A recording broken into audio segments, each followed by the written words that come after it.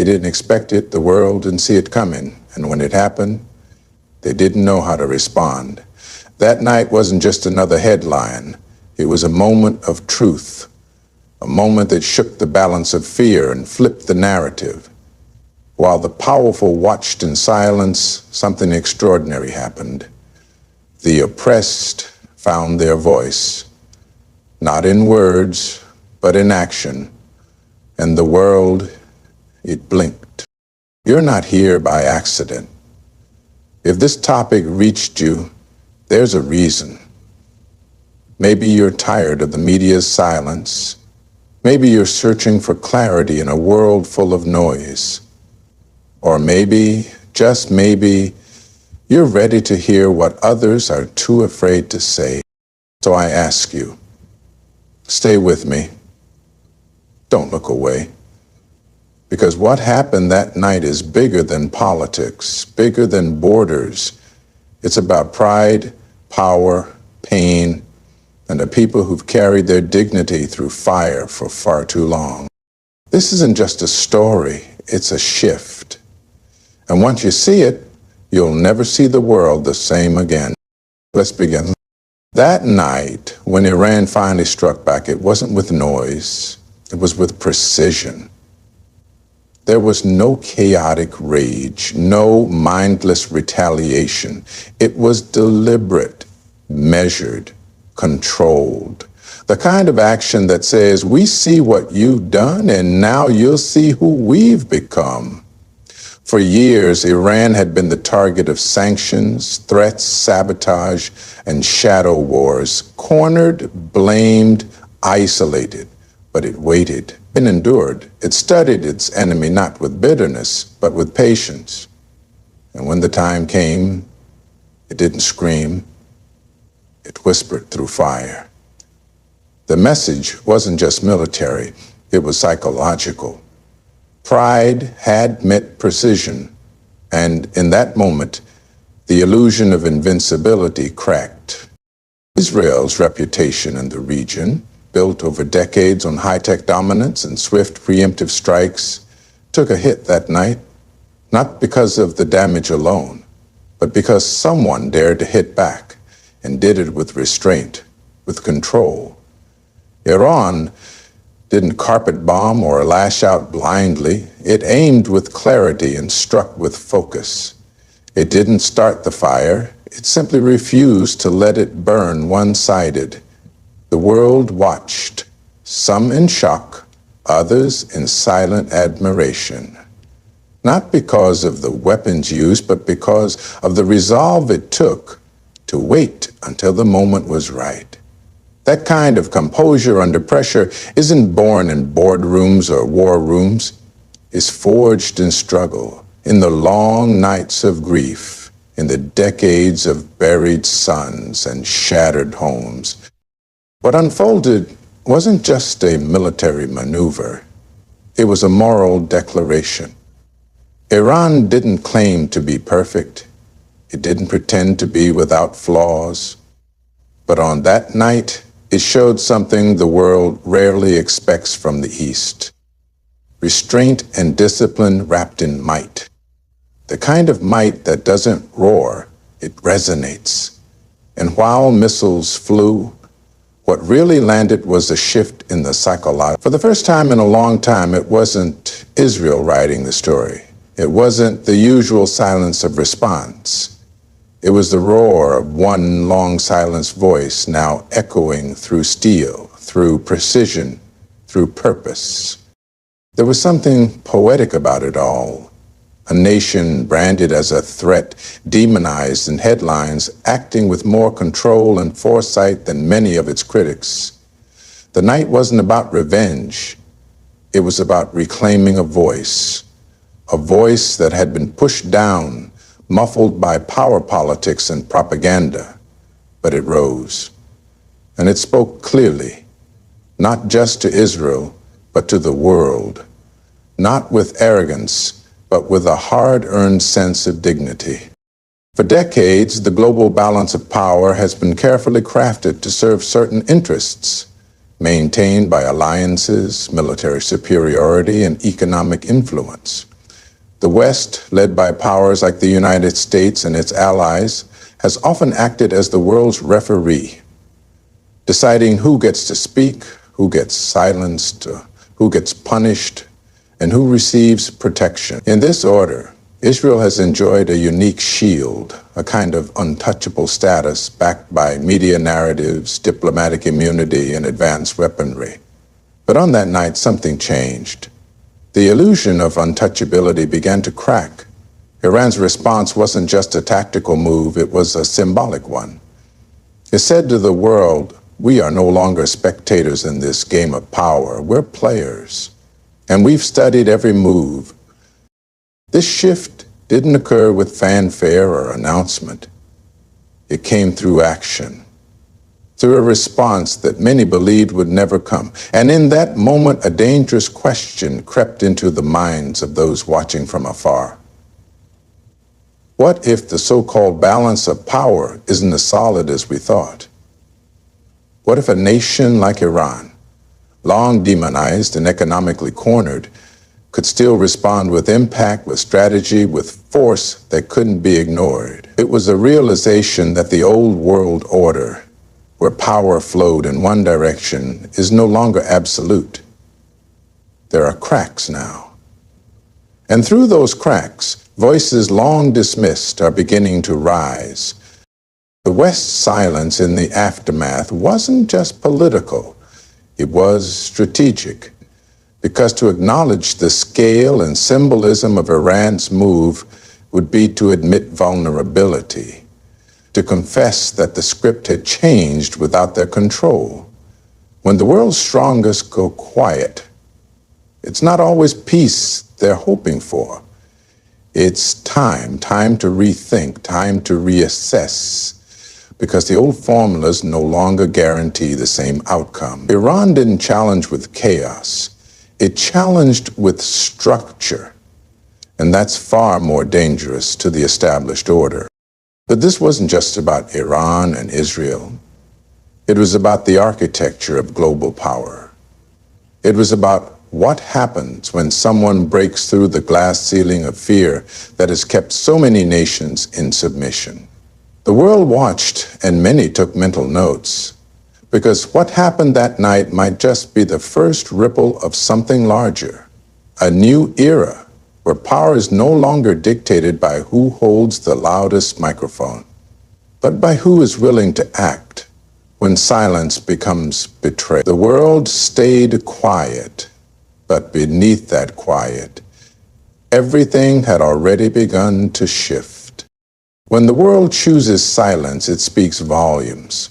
The night Iran struck back, the silence from global powers wasn't an accident. It was strategy wrapped in fear.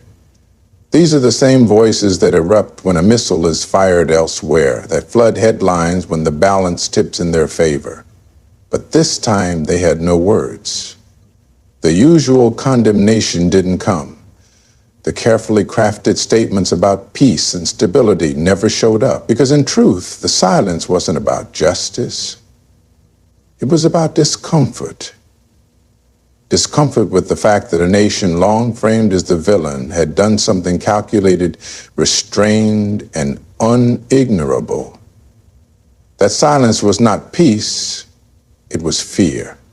Fear that a precedent had been set, that the rules were changing, that the ones who were always expected to endure would no longer remain silent themselves.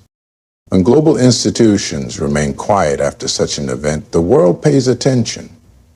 People begin to see the double standards. The carefully edited morality of international politics gets exposed. Why is it that when one side strikes, it's called defense, but when the other finally responds, it becomes aggression? Why is it that missiles from some nations are seen as acts of sovereignty, while from others they are labeled as threats to civilization? That night, Iran flipped the narrative, and those who usually control the story had nothing prepared to say, so they said nothing at all. That silence was louder than any statement. It revealed that power isn't just about weapons, it's about who gets to tell the story. This silence wasn't limited to governments. Media outlets, too, softened headlines, blurred facts, and tried to bury the reality under vague terms and diplomatic language. But those watching closely saw what happened. And, more importantly, they saw what didn't happen. They saw the world's most powerful voices, the ones quick to judge, quick to interfere, choose to sit still, because to speak truthfully about that night would be to admit that someone dared to challenge the established narrative, and succeeded. In the end, silence can be more unsettling than noise. It leaves space for thought, for questioning, and in that space, people begin to wake up. They begin to ask who really controls the dialogue, and why some pain is worth outrage while other pain is met with quiet indifference. That night, the silence wasn't weakness, it was recognition. Recognition that something had shifted, and that perhaps the world is no longer as predictable, as one-sided as it once was. Iran's actions that night weren't just military, they were symbolic. Each missile wasn't only an act of defense or retaliation, but a message sent directly to the hearts of every oppressed nation, every broken land, every unheard voice across the Middle East and beyond. For years, resistance had been portrayed as weakness, painted as desperation, but that night reframed it as resilience. Iran didn't just respond. The calculated precision, the fearless execution, and the readiness to stand tall against a powerful adversary reignited a spirit that had been dimmed by decades of occupation, suppression, and media distortion. It was a reminder that resistance, when guided by purpose and discipline, can still shake thrones and rattle foundations. Across Gaza, in the alleys of Beirut, in the dusty streets of Yemen, and in the silence of countless refugee camps, something stirred. This wasn't just about revenge. It was a rallying cry, a call that said the time of silence, of endurance without response, might be coming to an end. The oppressed had watched for too long. They had wept, buried their dead, rebuilt only to be destroyed again. But this time someone stood up, and that standing echoed through borders, through ideologies, through languages. It told every child who had ever asked why their cries didn't matter that maybe, just maybe, someone heard them after all. It wasn't just about Iran's power, it was about the symbolism of refusal. Refusal to stay quiet, refusal to be humiliated, refusal to allow pride to be built on the broken bones of others. It was a shift in tone, one that showed restraint isn't submission and patience isn't fear. Because true strength is not just in how you strike, it's in when and why you choose to. And that night, Iran didn't just fight, it declared. Declared that resistance isn't a relic of the past. It's alive. It breathes, it adapts, it learns. The message was clear to those who could read beyond headlines. You are not alone. Your suffering is not forgotten, and your struggle is not in vain. Iran, in that moment, became more than a country. It became a symbol that the age of bowing heads is being challenged, that standing up, even when you stand alone, still matters. And sometimes that lone stand can light fires in hearts long cold, rekindle hopes long buried, and remind a sleeping world that dignity doesn't die. It waits, and when it rises like thunder. For years, the narrative surrounding power in the Middle East has been dominated by technology, alliances, and military funding. Israel, backed by some of the most powerful nations in the world, has long projected itself as invincible, its strength measured in fighter jets, precision-guided bombs, and cutting-edge surveillance. But that night, Iran disrupted that image, not by outmaneuvering or overwhelming, but by outmaneuvering. It wasn't about brute force. It was about sending a clear, strategic message. True power lies in courage, timing, and the will to act when no one expects it. Iran didn't just respond militarily. It rewrote what it means to hold power in a region where strength has long been defined by the West's yardstick. This act proved that deterrence is no longer one-sided. It showed that the monopoly on fear had expired. For the first time in a long while, the world saw that there was someone willing to stand up, not from behind a superpower's shadow, but from a place of sovereignty with conviction and self-reliance. Iran didn't wait for a green light. It didn't seek permission from global councils or superpower approval. It acted, and in doing so, it disrupted decades of psychological warfare that had kept much of the region in check. Hesitant, waiting, reactive. That night flipped the switch. It was Iran who was proactive and Israel who scrambled to respond, not the other way around. This reshaping of power is more than just physical. It's psychological. Once an image is cracked, it can't be repaired the same way. People across the region and the world saw that the so-called unchallengeable can be challenged, that the myth of superiority is exactly that, a myth, sustained by narrative more than action. And once a myth is broken, fear begins to fade. Iran may not have matched its adversary in technological gear, but it outdid it in something far rarer. And resolve, when backed by action, becomes contagious. What this signals to other nations is that power is not always about having the biggest weapons, but about daring to use what you have when your dignity is on the line. Iran didn't just launch missiles, it launched a new conversation about what strength looks like in a world obsessed with dominance through might. This moment reminded everyone that there's another kind of power, the power of boldness, of principle, of timing. And sometimes that power can ripple louder than any explosion. It can shift the way people think, the way leaders act, and the way the future unfolds. The most striking moment in all of this wasn't just the response itself. It was how the oppressed around the world reacted to it. From the dusty streets of Gaza to the silent corners of occupied lands, something profound took root: hope. Not the naive kind built on empty slogans, but a real, shaking, breathing kind of hope, born from watching someone finally push back with conviction. It was the kind of hope that doesn't need speeches or flags to live. It lives in the eyes of children who've seen more destruction than dreams. It lives in the hearts of mothers who have buried more than they've birthed.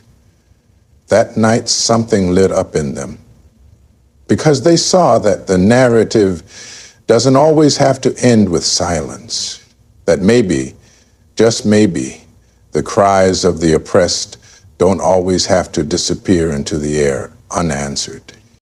That act was not just retaliation, it was recognition. Recognition that those who have suffered quietly, those who have been beaten down again and again without justice, still matter. Iran's move sent a message. We see you and we carry your pain. It said, your dignity is not forgotten and your resilience is not wasted. And for the first time in a long while, the oppressed saw a reflection of themselves, not in weakness or tragedy, but in strength. The strength that was disciplined, timed, and unshaken by fear. And that's more powerful than any explosion. Because when people who've been crushed start to believe again, the world begins to change. There's an invisible war happening every day, not of weapons, but of belief. Belief in the idea that the strong will always win, that justice belongs to the powerful, and that the cries of the weak are meaningless. That night broke through that lie. It cracked the illusion. It gave people a new image, one where defiance doesn't lead to doom, but to dignity.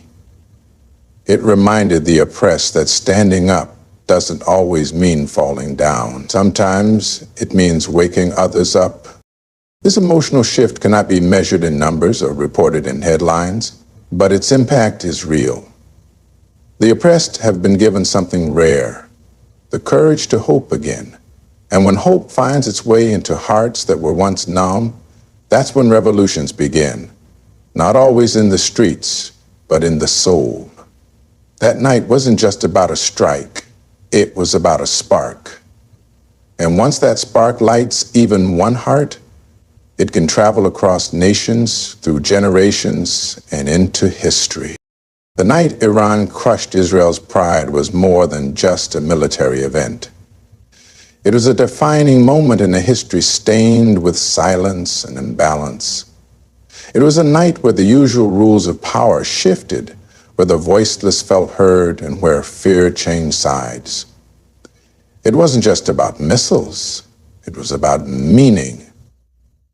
A bold statement against years of injustice, a declaration that the oppressed are no longer willing to stay quiet. The silence of the world said everything. And in that silence, the truth stood tall, unapologetic, unshaken, undeniable. That moment reminded us that courage is not measured by the size of a nation, but by the strength of its convictions, that pride built on oppression is fragile, and that dignity, once awakened, cannot be crushed. Iran's response echoed far beyond borders. It stirred hearts, challenged narratives, and reminded the world that power does not belong to the loudest voice, but to the one that speaks when silence has become too loud to bear. To every soul listening, thank you. Thank you for caring enough to reflect, to feel, to understand what the headlines never truly say. May you always stand with truth, even when the world turns its back.